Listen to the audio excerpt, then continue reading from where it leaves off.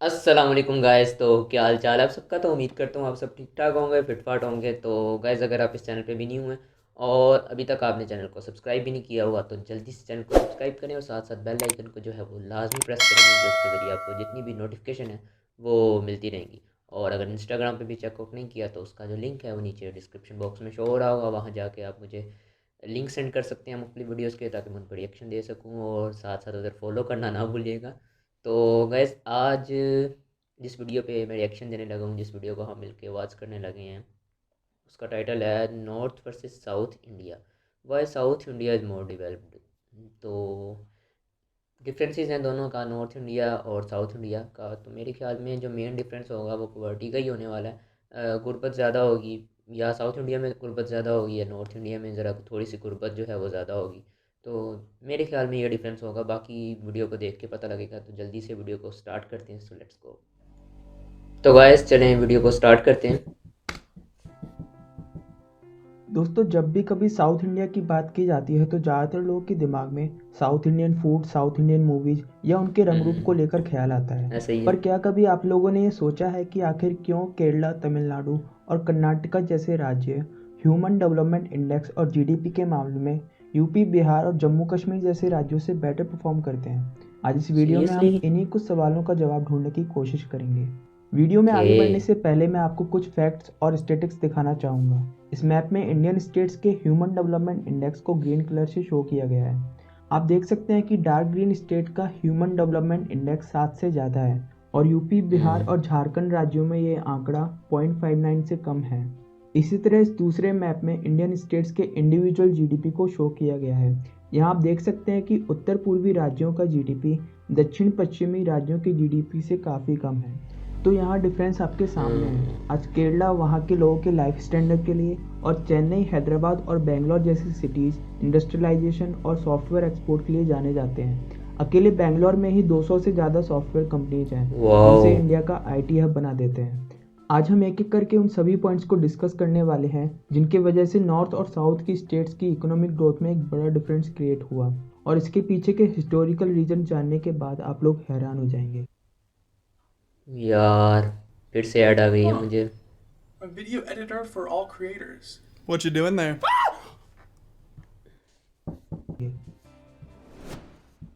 Number 1, historical advantage for south India. दोस्तों, 15वीं शताब्दी से लेकर अभी तक उत्तरी भारत की आबादी सबसे ज़्यादा होने के पीछे एक बड़ी वजह है, और वो है गंगा नदी के मैदान। क्योंकि गंगा नदी के मैदान खेती के लिए उपजाऊ थे, जिससे वहाँ ज़्यादा लोग बसने के लिए आने लगे, और इस वक्त खेती को सपोर्ट करने के लिए ज़्यादा लोगों की ज़रूरत पड़ने वाली थी, जिससे कि इन इलाकों में आबादी भी तेज़ी से बढ़ी। एग्रीकल्चर पर डिपेंडेंसी ज़्यादा होने की वजह से वहाँ एजुकेशन को उतना बढ़ावा नहीं मिल पाया। उपजाऊ मिट्टी के अलावा उत्तरी राज्यों में खनिज संपदा का भी भंडार था। यही एक वजह थी कि उत्तरी भारत पर यूरोपियन देशों और मुगलों के आक्रमण होते रहे, जिससे नॉर्थ इंडिया कई बार बना और कई बार तोड़ा भी गया। और अंग्रेज़ों के आने के बाद तो नॉर्थ इंडिया की इकोनॉमी बिल्कुल तबाह कर दी गई। भारतीयों पर अत्याचार हुए और उनसे भारी कर वसूली की जाती थी, और अंग्रेज वहां से सारा माल अपने देशों में एक्सपोर्ट कर ले जाते थे। जबकि एग्रीकल्चरिस्ट थे दूसरी सारे ओर लोग, साउथ तो इंडिया में अनुपजाऊ हर मिट्टी कोई यही और चाहता था खेती कि के लिए अनुकूल परिस्थिति एग्रीकल्चर न इधर होने की वजह हमारा से कब्जा हो वहाँ इधर। फार्मिंग और पॉपुलेशन को इतना बढ़ावा नहीं मिला, और वो बाहरी लोगों के आक्रमण से भी बचे रहे। समुद्री राज्य होने की वजह से साउथ इंडिया में व्यापार को भी बढ़ावा मिला, और ब्रिटिश द्वारा वहाँ पोर्ट्स भी तैयार करवाए गए। साउथ इंडिया में डेवलपमेंट होने के साथ साथ वहाँ के लोगों को अंग्रेजी सीखने का भी अवसर मिला, जिससे साउथ इंडिया में एजुकेशन को भी बढ़ावा मिला। और देखा जाए तो महाराष्ट्र में मराठा और साउथ में विजयनगरा साम्राज्य ने वहाँ के डेवलपमेंट को एक नई दिशा भी प्रदान की। Female employment and literacy rate in south India is high. North India की महिलाओं के लिए घूंघट प्रथा का चलन पहली बार तब शुरू हुआ था जब मुगलों द्वारा हमारे देश पर आक्रमण करके देश की संस्कृति को नष्ट करने के प्रयास किए गए, जिसने वहाँ की औरतों को घरों में बंद रहने के लिए मजबूर कर दिया था। वैसे तो पर्दा प्रथा का मुख्य उद्देश्य वुमेन प्रोटेक्शन था, लेकिन आगे चलकर ये एक ट्रेडिशन बन गया। इसका रिजल्ट ये हुआ कि नॉर्थ इंडिया में आज भी जेंडर इनइक्वलिटी एक बड़ी प्रॉब्लम है, और आज भी उन्हें सिर्फ घरों के कामकाज तक ही सीमित रखा जाता है। यहाँ आज भी ऐसे कई गांव हैं जहाँ लड़कियों का स्कूल जाना अलाउड नहीं है, औरतों को जॉब पर नहीं जाने दिया जाता और उन पर वायलेंस और क्राइम के भी काफ़ी मामले सामने आते रहते हैं। जबकि साउथ इंडिया इन सब चीज़ों से दूर रहा। यहाँ शुरुआत से ही फीमेल एम्प्लॉयमेंट और वुमेन लिटरेसी पर पूरा ध्यान दिया गया। आप किसी भी डेवलप कंट्री या डेवलप स्टेट को देखेंगे तो आप पाएंगे कि वहाँ लेडीज़ भी इकोनॉमिक डेवलपमेंट में बराबरी से अपना कंट्रीब्यूशन देती हैं, जिससे उस स्टेट की प्रोडक्टिविटी बढ़ जाती है। और अब देखते ही देखते नॉर्थ इंडिया में भी हालात पहले से बेहतर हो रहे हैं। Partition in north India and battle on Jammu and Kashmir. 1947 में जब ब्रिटिश इंडिया का भारत और पाकिस्तान में पार्टीशन हुआ था, उस दौरान दोनों देश के लोगों का दूसरी तरफ माइग्रेशन हुआ। हिंदू, सिख और मुस्लिम समुदाय में कई सारे दंगे हुए, औरतों पर अत्याचार हुए और लाखों लोगों को अपनी जान भी गंवानी पड़ी। लेकिन इस बीच साउथ इंडिया इन सभी एक्टिविटीज से सेपरेट होने की वजह से अपने एजुकेशनल इंस्टीट्यूट बचाने में सफल रहा और आज़ादी के बाद साउथ इंडिया अपनी ग्रोथ पर ज़्यादा फोकस कर पाया। मेरे और ख्याल यहाँ में इसी वजह से डेवलपमेंट दिल्ली तेजी जो से है बढ़ा, उधर का जबकि इस दौरान नॉर्थ इंडिया कैपिटल को है कई इंडिया तरह का, की मुश्किलों का सामना करना पड़ा। तब से लेकर अभी तक कश्मीर को लेकर कई तरह क्योंकि की साउथ इंडिया ज़रा आतंकवादी डेवलप था। गतिविधियां होती रही हैं, जिससे गवर्नमेंट उस स्टेट के जरूरी मुद्दों पर ध्यान दे ही नहीं पाती और नेशनल सिक्योरिटी पर भी देश का अच्छा खासा पैसा इन्वेस्ट होता है। यहाँ ज़्यादातर नॉर्थ बॉर्डर स्टेट्स की इकोनॉमी पर इसका बुरा असर दिखाई देता है। इन स्टेट में आए दिन मिलिट्री ऑपरेशन होते रहते हैं, जो वहाँ की लोकल पॉपुलेशन की education, mental health, economic growth और ओवरऑल डेवलपमेंट को पीछे ले जाता है। तो जिस वक्त साउथ इंडिया अपनी इकोनॉमिक डेवलपमेंट पे ध्यान दे रहा होता है, उस वक्त नॉर्थ इंडिया के ये डिस्प्यूटेड एरियाज टेररिज्म के साथ डील कर रहे होते हैं।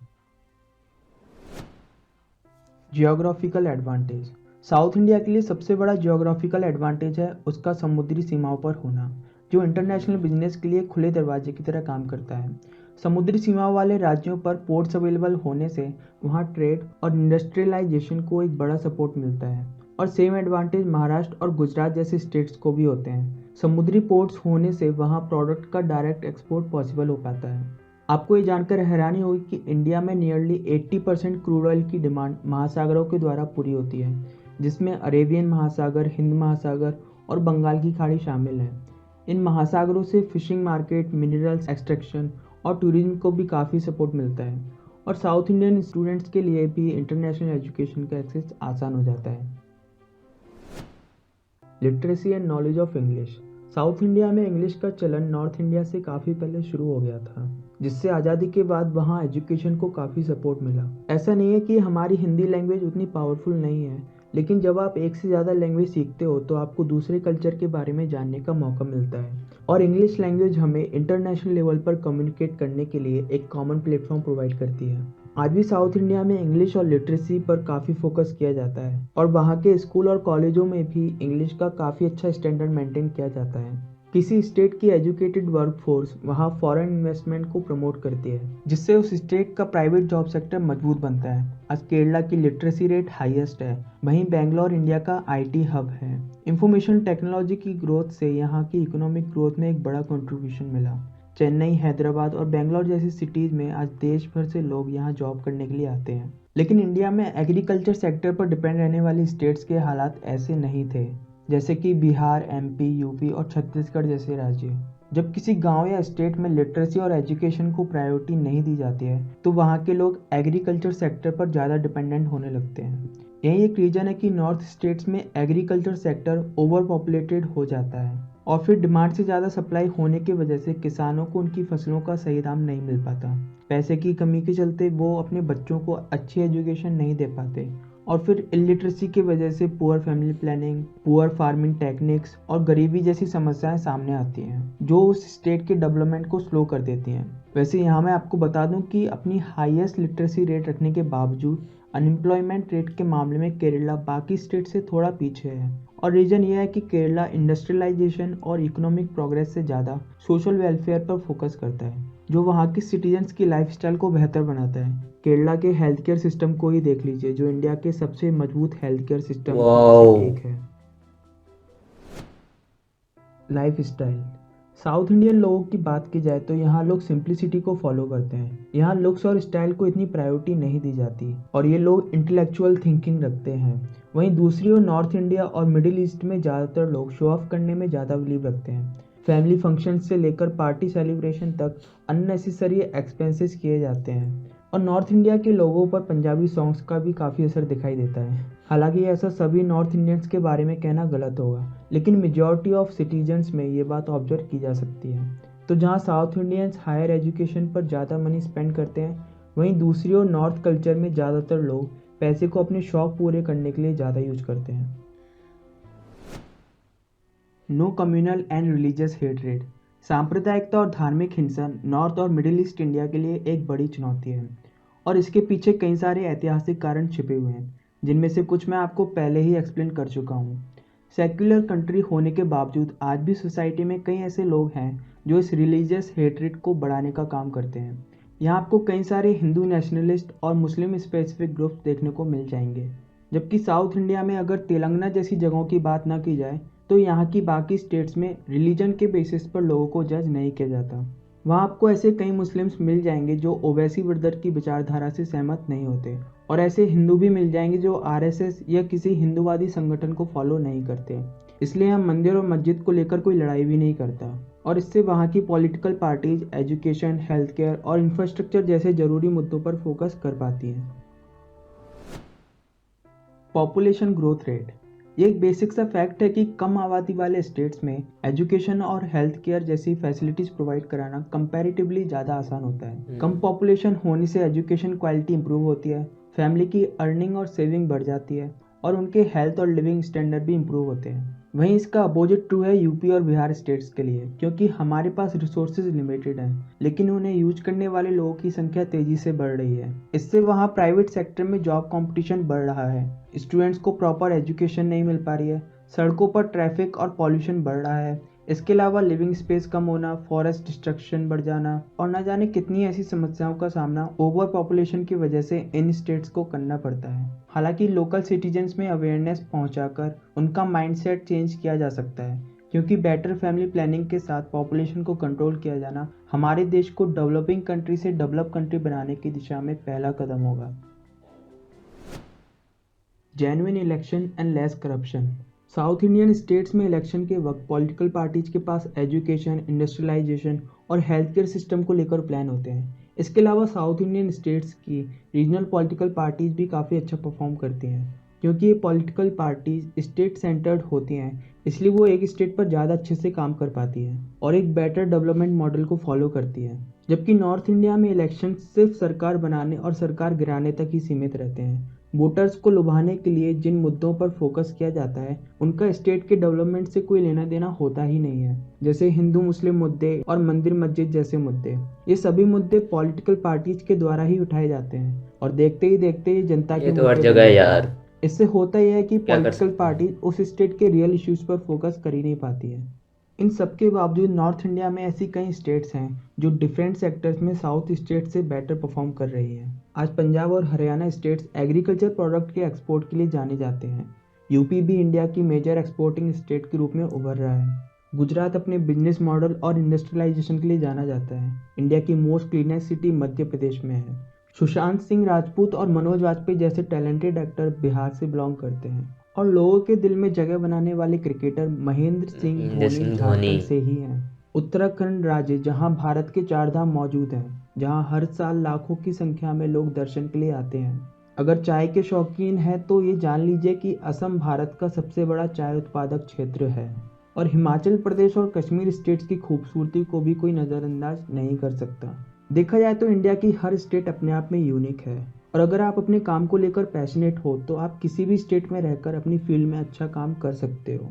अपने देश को मजबूत बनाने के लिए हमें हर दूसरे स्टेट के लोगों से सीखने की ज़रूरत है, बजाय इसके कि हम उनका या उनके कल्चर का मजाक बनाएं। इसलिए साउथ स्टेट से नॉर्थ स्टेट तक नॉलेज एक्सचेंज होना ज़रूरी है, क्योंकि एक दूसरे के कल्चर को जानकर हम अपनी लाइफ को और भी बेहतर बना सकते हैं।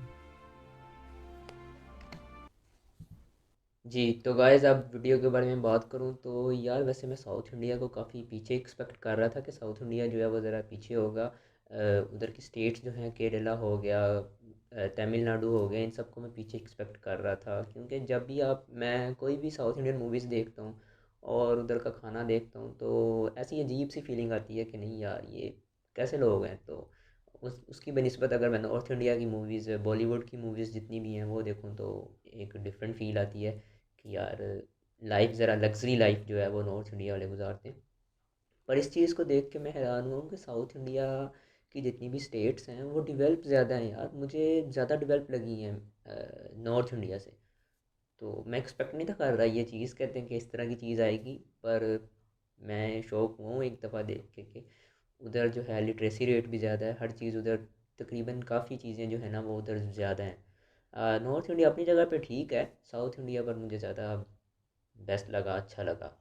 तो उम्मीद करता हूँ आपको आज की वीडियो का जो रिएक्शन है वो भी पसंद आया होगा। तो खुश रहिए, ऐसे ही हंसते मुस्कुराते रहिए, चाहे इंडिया रहिए या पाकिस्तान रहिए। So stay happy and spread piece.